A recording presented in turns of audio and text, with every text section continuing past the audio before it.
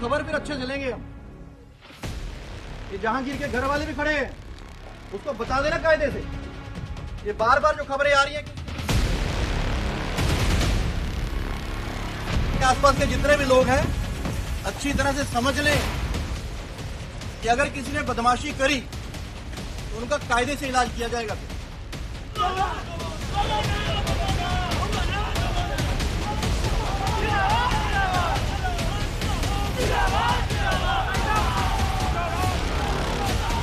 আজকের ওরা অনেক খেলা দেখাচ্ছে, তা খেলা তো ওরা শুরু করেছে, শেষটা কিন্তু আমরা করব।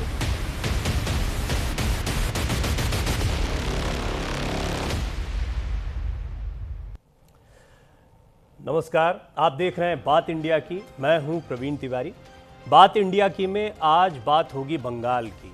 बंगाल वो जगह है जहां पूरे देश की निगाहें टिकी हुई हैं। वजह बहुत साफ है, कौन जीतेगा बंगाल, ये बड़ा सवाल बना हुआ है। पश्चिम बंगाल में दूसरे चरण की वोटिंग से पहले सियासी पारा अपने चरम पर है और इस बार मुद्दे कई हैं। विकास का मुद्दा है, वादे बहुत ज़्यादा हैं और एक तरफ तृणमूल कांग्रेस को कॉन्फिडेंस है कि वो दोबारा वापसी करेंगे, तो दूसरी तरफ उन्होंने काम नहीं किया, उन्होंने धमकी की राजनीति की, गुंडागर्दी की जैसे आरोप भी उन पर लगाए जा रहे हैं। दरअसल दक्षिण परगना के पर्यवेक्षक अजय पाल शर्मा ने टीएमसी के उम्मीदवार जहांगीर खान को चेतावनी दी थी। ये एक नया विवाद इसमें सामने आ गया और दूसरे चरण के मतदान के पहले बहुत गरमाया हुआ है। उन्होंने ये कहा, अजय पाल शर्मा ने, कि मतदाताओं को अगर डराया धमकाया गया तो ठीक नहीं होगा। अजय पाल शर्मा के इस बयान के बाद जहांगीर खान बौखला गए और कहा कि खेल भले ही उन्होंने शुरू किया है लेकिन इसे खत्म हम करेंगे। अब टीएमसी उम्मीदवार और आईपीएस के बीच तनातनी पर सियासत भी जमकर हो रही है। सवाल यह है कि क्या लोकतंत्र के इस पर्व पर दबंगई हावी हो रही है? एक केंद्र सरकार के पर्यवेक्षक को इस तरह खुलेआम धमकी दी जा रही है। क्या सब कुछ बंगाल में टीएमसी के कंट्रोल में है? इन्हीं सवालों पर चर्चा करेंगे, लेकिन उससे पहले पूरा मामला क्या है, किस तरह से बवाल हुआ, उस पर एक छोटी सी रिपोर्ट देखिए।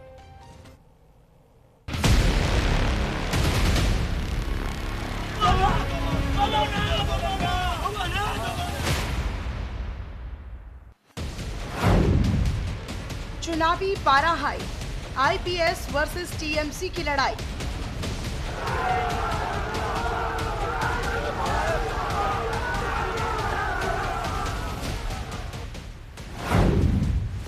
दूसरे चरण का घमासान, चरम पर सियासी तापमान। तो फिर उसकी खबर फिर अच्छे से लेंगे हम। ये जहांगीर के घर वाले भी खड़े हैं, उसको बता देना कायदे से।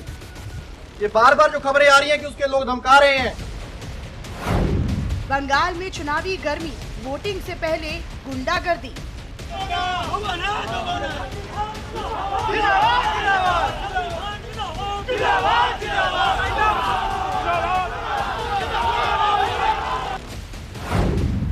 सिंघम स्टाइल पर सियासी फाइट।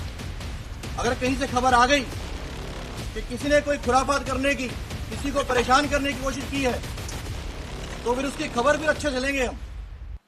दूसरे चरण की वोटिंग से पहले पश्चिम बंगाल का सियासी माहौल गर्माता जा रहा है। माहौल खराब करने की कोशिश करने वालों को चेतावनी दी जा रही है, तो एक्शन के खौफ से बौखलाए लोग भी धमकी दे रहे हैं। दरअसल पश्चिम बंगाल चुनाव के ऑब्जर्वर अजय पाल शर्मा ने टीएमसी उम्मीदवार जहांगीर खान को सख्त चेतावनी दी थी। अजय पाल शर्मा ने माहौल को गरमा दिया और फिर जवाब में जहांगीर खान ने भी उसी लहजे में पलटवार किया। तो फिर उसकी खबर फिर अच्छे से लेंगे हम। ये जहांगीर के घर वाले भी खड़े हैं, उसको बता देना कायदे से। ये बार बार जो खबरें आ रही हैं कि उसके लोग धमका रहे हैं, तो फिर अच्छे से खबर लेंगे, फिर बाद में रोना पछताना मत। अजय पाल शर्मा की चेतावनी पर टीएमसी उम्मीदवार जहांगीर खान ने भी खुली चुनौती दे दी और ये कहा कि खेल उन्होंने शुरू किया है लेकिन खत्म टीएमसी करेगी। আজকের ওরা অনেক খেলা দেখাচ্ছে, তা খেলা তো ওরা শুরু করেছে, শেষটা কিন্তু আমরা করব। খেলা তো ওরা শুরু করেছে কিন্তু শেষটা আমরা করব। তাই পিকচার আবি বাকি মেরা দোস্ত, পিকচার এখনো বাকি আছে, সময় শুরু হয়েছে। তোমরা ভাবছো নিজেকে কয়েকটা সিআরপিএফ নিয়ে বড় বড় বাতালা দিচ্ছ, কিন্তু আজকের বঙ্গনগর 1 নম্বর অঞ্চলে মানুষ যদি হেঁটে যায় না, সিআরপিএফ হাওয়ায় उड़े যাবে। आईपीएस और टीएमसी उम्मीदवार के बीच तनातनी के बाद सियासी पारा चढ़ा हुआ है।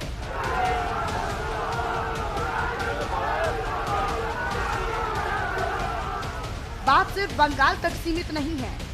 उत्तर प्रदेश के पूर्व मुख्यमंत्री अखिलेश यादव ने अजय पाल शर्मा को बीजेपी का एजेंट बताते हुए कहा है कि ये सब अधिकारी के रूप में अनरजिस्टर्ड अंडरग्राउंड सदस्य हैं। उत्तर प्रदेश में रामपुर का चुनाव, उत्तर प्रदेश में सब बाई इलेक्शन लोगों ने देखे हैं, किस तरीके से पुलिस प्रशासन ने लोगों को निकलने नहीं दिया, और वही मॉडल अपनाया जा रहा है। सुनने में आया है कि यूपी के रहने वाले बड़े पैमाने पर अधिकारी जो सेंट्रल फोर्स में हैं, उनको लालच दिया गया है। उन्हें लालच इस बात का भी दिया गया है कि ये चुनाव जिताइए, वोटर्स को रोकिए, हम आपको बड़ा सम्मान देंगे, बड़ा पद देंगे। और मैं आपसे कहता हूं, एक एक अधिकारी की आप जानकारी करना, या उसको लाभ मिला होगा या चुनाव के बाद उसको लाभ मिलेगा।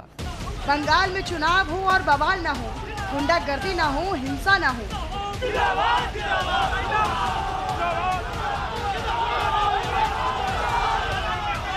हंगामा ना हो, ऐसा हो नहीं सकता। पहले चरण के चुनाव में भी कई जिलों में तोड़फोड़ हुई थी, और जिस तरह से दूसरे चरण का माहौल बनता जा रहा है, उससे चुनावी माहौल और संवेदनशील बनता जा रहा है। Bureau report, news India.